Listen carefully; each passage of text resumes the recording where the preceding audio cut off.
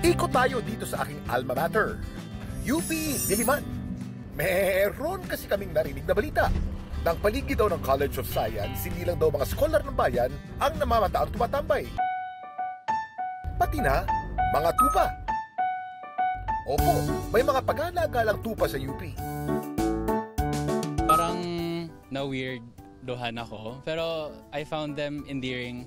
Maybe, parang kinakain nila yung grass. Meron din ba silang scholar, sheep? Ang nag-aalaga sa mga ito si Vic. 4 years na po ako dito sir, nag-aalaga. Mababait naman po sila. Dati tatatlo lang daw ang tupa sa UP, pero ngayon, Nasa 20 na po siguro silang. ayon sa Associate Dean for Facilities and Resources Management na si Dr. Marian Roque, nakakatulong daw ang mga tupa sa pag-maintain ng mga damo sa universidad.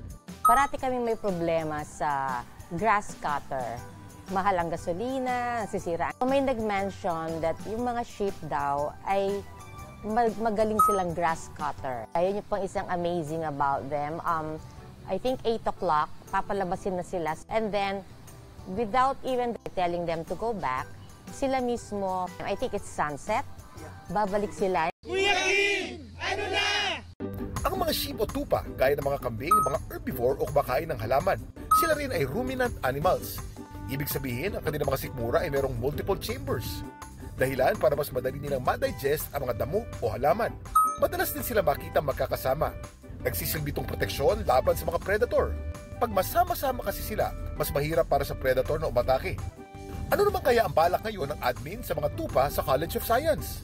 Di-discuss pa yon, although there are too many. Siguro yung iba baka bibenta, and then the proceeds will go to the janitors taking care of them. I think the students have learned to love the sheep. It's difficult to let go kasi parang naging mascot na sila.